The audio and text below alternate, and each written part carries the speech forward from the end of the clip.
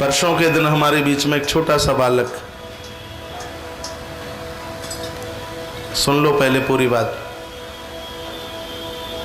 इतने सुंदर श्लोक, परिवार का संस्कार। माता श्रीमती अनार देवी दादी, माता उमा देवी का यह लाडला पुत्र और भाई संजीव गुप्ता का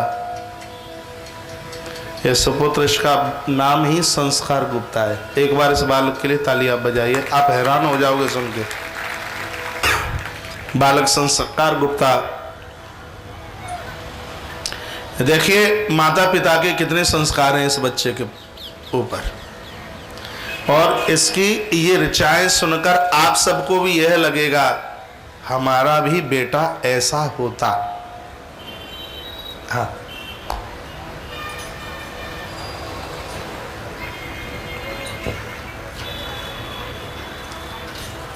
परम श्रद्धेय गुरुजी को मेरा कोटि कोटि नमन और आप सभी को मेरा सादर प्रणाम। मैं संस्कार गुप्ता, तीसरी कक्षा का छात्र। मैं आपके सामने श्रीमद् भगवद गीता के कुछ श्लोक, गीता सार तथा जानकारियां प्रस्तुत कर रहा हूँ। गीता के प्रथम अध्याय का प्रथम श्लोक। धर्म क्षेत्रे कुरुक्षेत्रे समवेतायुयुत्सवः मामकाः पांडवाश्चैव किम कुर्वत संजय। इसका भावार्थ है, धृतराष्ट्र कहते हैं, हे संजय, धर्म भूमि कुरुक्षेत्र में इकट्ठे हुए युद्ध की इच्छा रखने वाले मेरे और पांडु के पुत्रों ने क्या किया। गीता के दूसरे अध्याय का 22वां व 23वां श्लोक। वाशांसि जीर्णानि यथा विहाय नवानि गृह्णाति नरोपराणि तथा शरीराणि विहाय जीर्णान्य संयात नवानि देहि। इसका भावार्थ है, भगवान श्री कृष्ण अर्जुन से कहते हैं, हे अर्जुन, जैसे जगत में अर्थात विश्व में मनुष्य जीर्ण वस्त्रों को त्याग कर अर्थात पुराने वस्त्रों को छोड़कर अन्य नवीन वस्त्र धारण करता है अर्थात नए वस्त्रों को ग्रहण करता है, वैसे ही जीवात्मा पुराने शरीरों को छोड़कर नए शरीरों को प्राप्त करती है।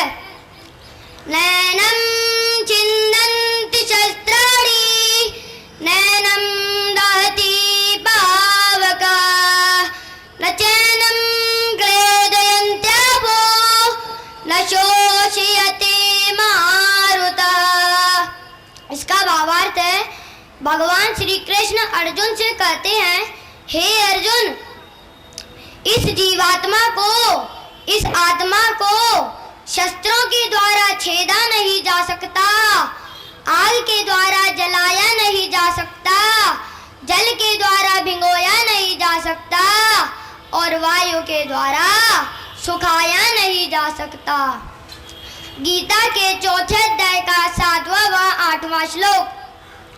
यदा यदा हि धर्मस्य ग्लानिर्भवति भारत अभ्युत्थानं धर्मस्य तदात्मानं सृजाम्यहम्। इसका भावार्थ है, भगवान श्री कृष्ण कहते हैं, हे भारत, जब जब धर्म की हानि और अधर्म की वृद्धि होती है तब तब मैं अपने रूप को प्रकट करता हूँ। परित्राणाय साधूनां विनाशाय च दुष्कृतां धर्म संस्थापनार्थाय संभवामि युगे युगे। इसका भावार्थ है, भगवान श्री कृष्ण कहते हैं, साधुओं का उद्धार, पापियों का विनाश और धर्म की स्थापना करने के लिए मैं युग युग में प्रकट होता हूँ। गीता के 5वें अध्याय का 23वां श्लोक। शक्नोति है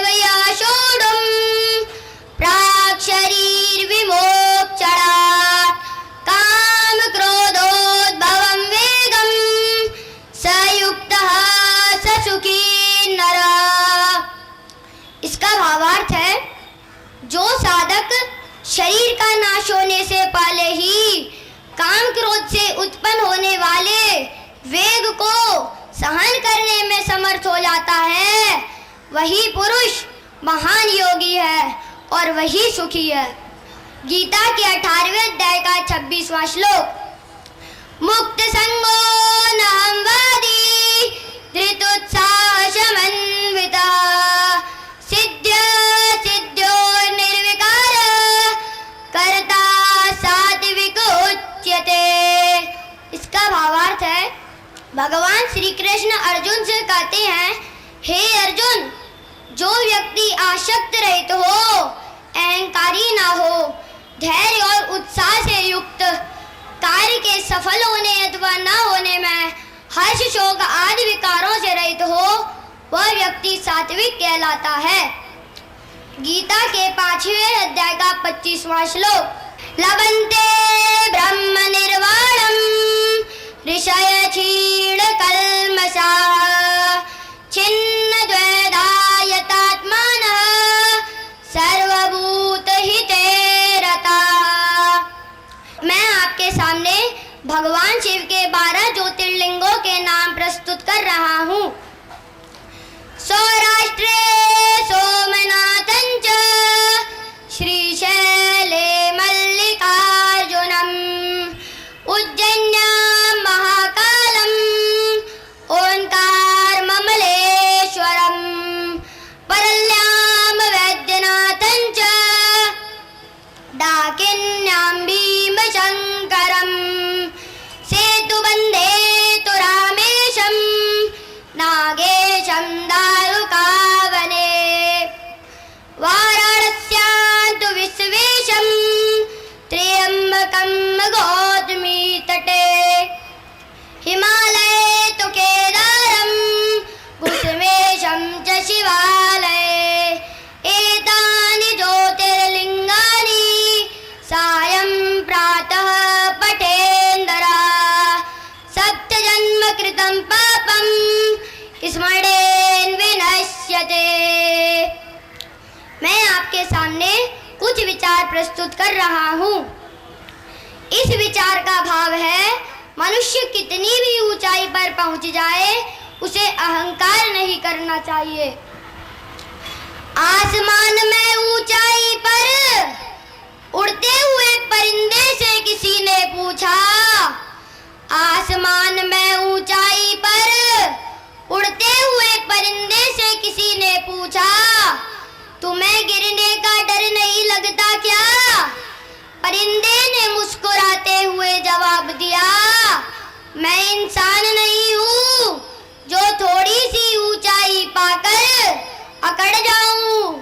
मैं परिंदा हूँ, मैं परिंदा हूँ, चाहे कितनी भी ऊंचाई पर रहूं, नजर जमीन पर ही रहती है मेरी। अगला विचार। इस विचार का भाव है, मनुष्य को कर्म करते रहना चाहिए, कर्म का फल प्रभु पर छोड़ देना चाहिए। अगर कोई पूछे जिंदगी में क्या खोया और क्या पाया, अगर कोई पूछे जिंदगी में क्या खोया और क्या पाया, तो बेशक कहना, जो कुछ खोया वो मेरी नादानी थी और जो भी पाया प्रभु की मेहरबानी थी। खूबसूरत रिश्ता है मेरा और भगवान के बीच में, ज्यादा मैं मांगता नहीं और कम वो देता नहीं। अगला विचार। इस विचार का भाव है, मोक्ष एवं मृत्यु में क्या अंतर है? एक बार भगवान बुद्ध से एक उपासक ने पूछा, मोक्ष एवं मृत्यु में क्या अंतर है? एक बार भगवान बुद्ध से एक उपासक ने पूछा, मोक्ष एवं मृत्यु में क्या अंतर है?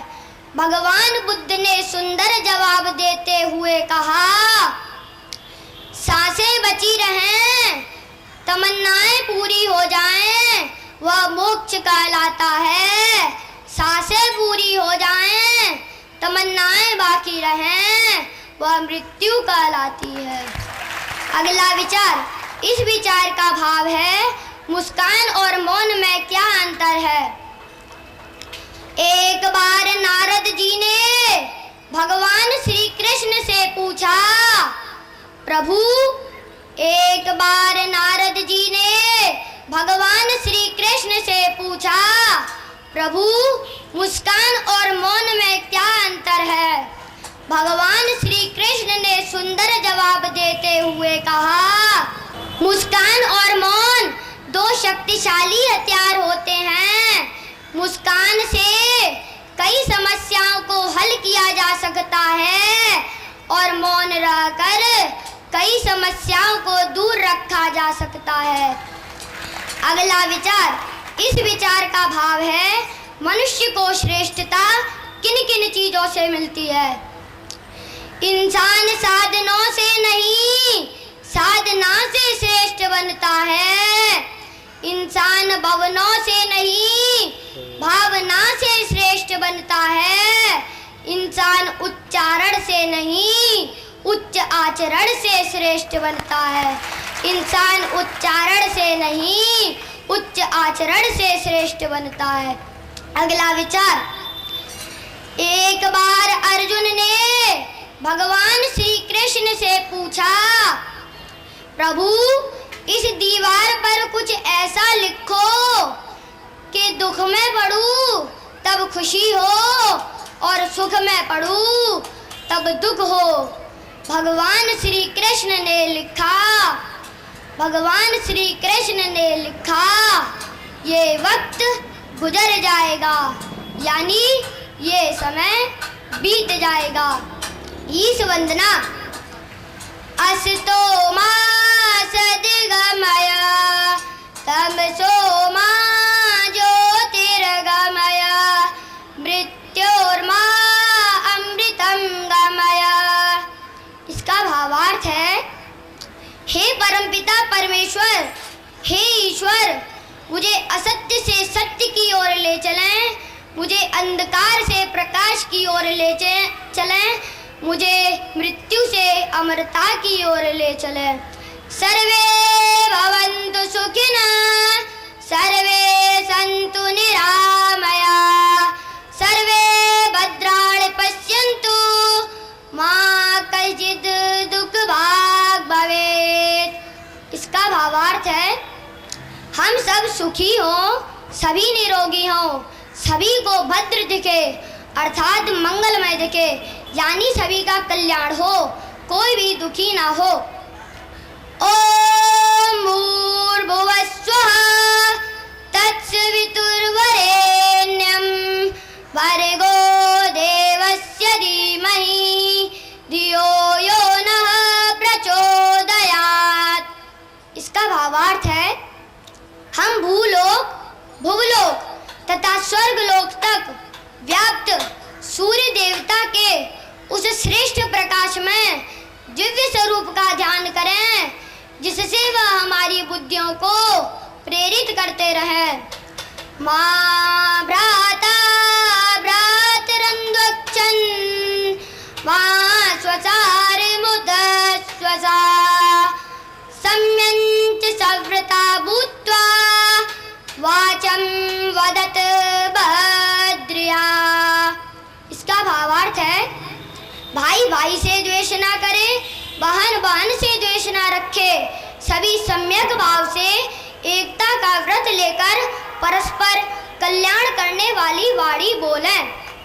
मैं आपके सामने कुछ श्लोक प्रस्तुत कर रहा हूँ। अपे स्वर्णमयी लंका न मे लक्ष्मण रोचते, जननी जन्मभूमिश्च स्वर्गादिपि गरीयसी।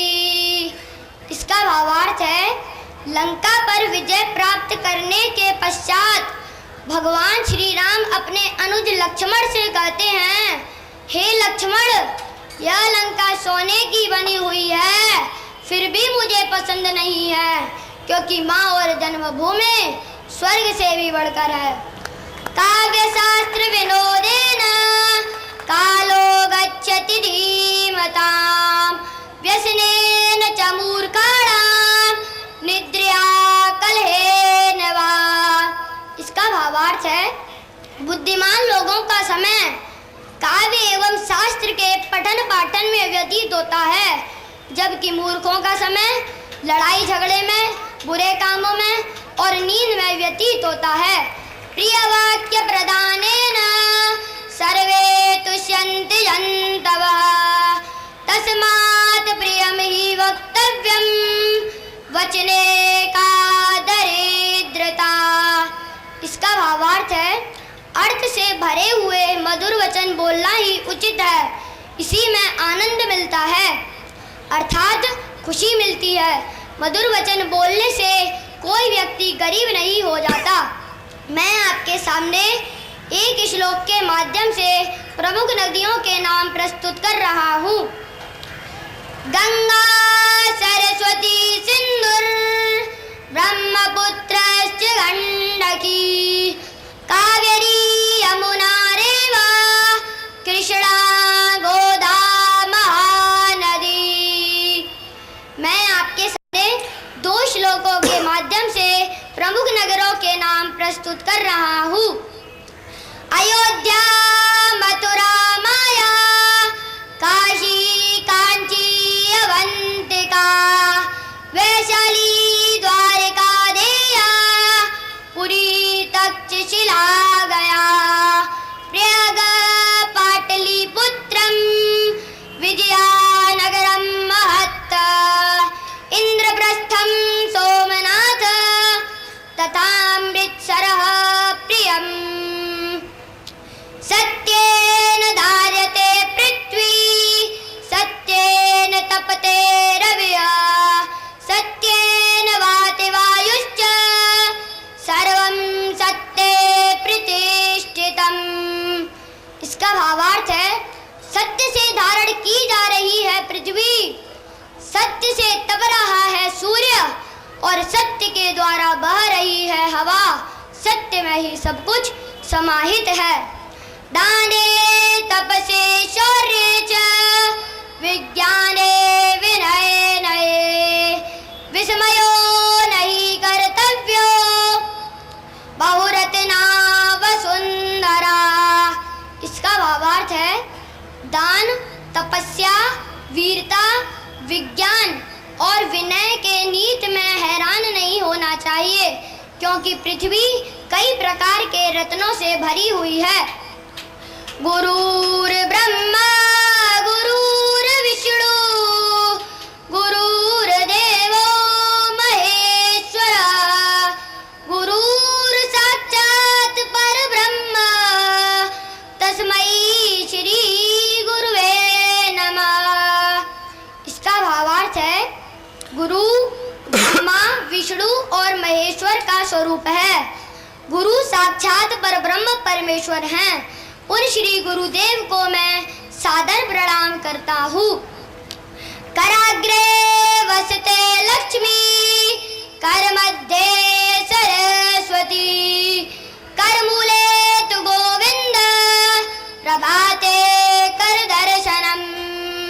इसका भावार्थ है, हाथ के अग्रभाग में लक्ष्मी जी का वास है, मध्य भाग में गोविंद का वास है, नहीं, और हाथ के मूल भाग में लक्ष्मी जी का वास है। अतः प्रातः काल हाथ का दर्शन करें। अभिवादन शीलस्य नित्यं वृद्धोपसेविना चत्वारि तस्य वर्धन्ते आयुर्विद्या यशो बलम्। इसका भावार्थ है, प्रतिदिन बड़ों को प्रणाम करने तथा वृद्धों की सेवा करने वालों की 4 अच्छाइयाँ आयु, विद्या, यश यानी कीर्ति और बल बढ़ता है। मैं आपके सामने जीवन की परिभाषाएं प्रस्तुत कर रहा हूँ।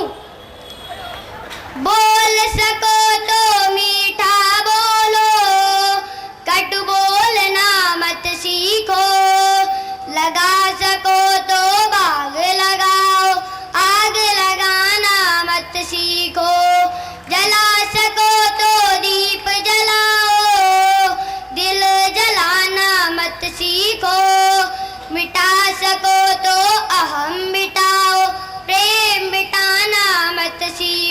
अपने घर का मंजर देखो, फिर दुनिया के अंदर देखो। ऐसा गुरु बनाओ जो ज्ञान की राह दिखाए, ऐसा शिष्य बन जाओ जो गुरु का नाम चलाए। ऐसी खुशी न मनाओ जो दूसरों को दुख पहुंचाए। यह श्लोक अथर्ववेद से लिया गया है। संगच्छध्वं संवदध्वं सन्वो मनांसि जानतां देवा भागं यथा पूर्वे संजानाना उपासते। इसका भावार्थ है, हम सब एक साथ चलें, एक साथ बोलें, हमारे मन एक हो। हमारे पूर्वज इसी प्रकार अपना कर्तव्य करते हुए देवता कहलाते रहे हैं। मैं आप सभी का बहुत आभारी हूँ कि आपने मेरे विचारों और गीता साहब जो हुआ वह अच्छा हुआ, जो हो रहा है वह अच्छा हो रहा है, जो होगा वह भी अच्छा ही होगा। तुम्हारा क्या गया जो तुम रोते हो? तुम क्या लाए थे जो तुमने खो दिया? तुमने क्या पैदा किया जो नष्ट हो गया? तुमने जो लिया यही से लिया, जो दिया यही पर दिया। जो आज तुम्हारा है कल किसी और का था, परसों किसी और का होगा। परिवर्तन ही संसार का नियम है। मैं आपके सामने गीता की कुछ जानकारियां प्रस्तुत कर रहा हूँ।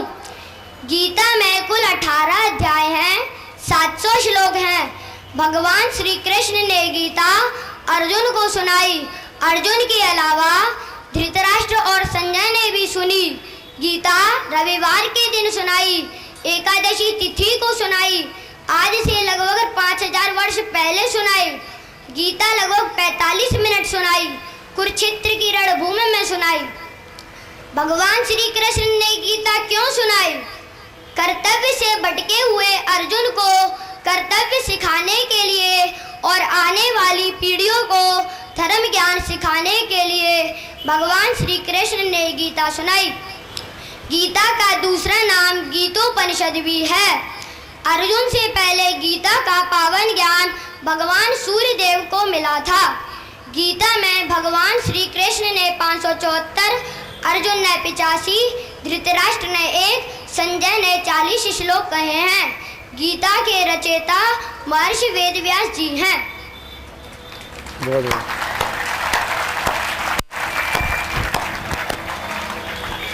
जोर से ताली बजाओ।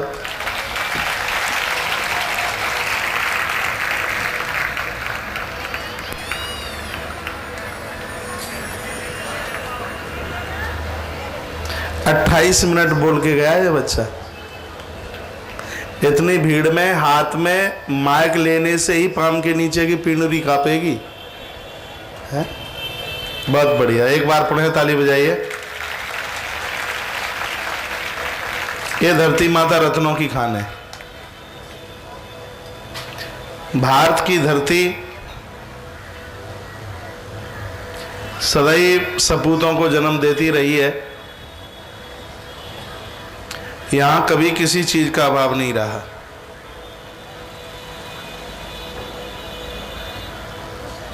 कितनी बड़ी स्मरण शक्ति, कितनी बड़ी एकाग्र चित्तता।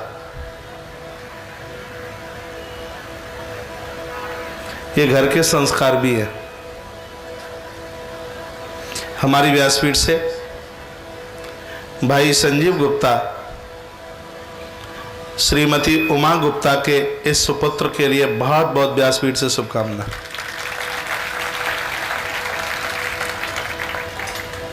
उज्जवल भविष्य की कामना। बहुत अच्छा लगा है, बहुत बढ़िया लगा है। आप भी अपने बच्चों को ऐसा ही बनाइए।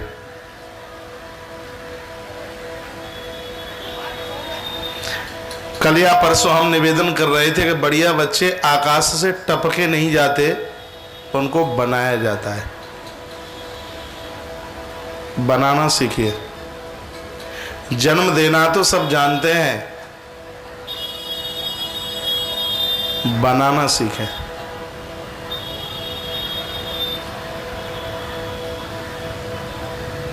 श्लोक तो इस बालक ने यहां से बहुत सुनाए, मैंने बड़े ढंग से सबको सुना,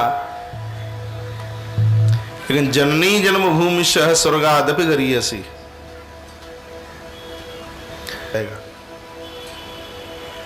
राम ने कहा, विभीषण हमें स्वर्ण का प्रलोभन मत दो।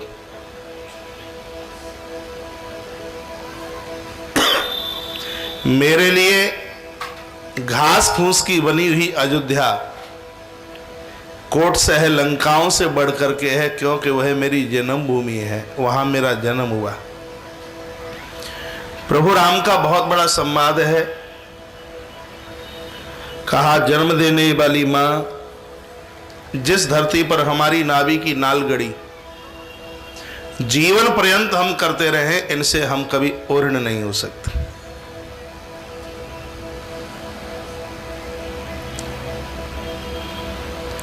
यह बच्चा आने वाले समय में तो बहुत कुछ बनेगा, हम कल्पना नहीं कर सकते। यदि इसी तरीके से खाद की ऊर्जा देते रहे ये परिवार के लोगों से, तो बात गजब की स्मरण शक्ति है। बहुत बढ़िया, बहुत बहुत धन्यवाद।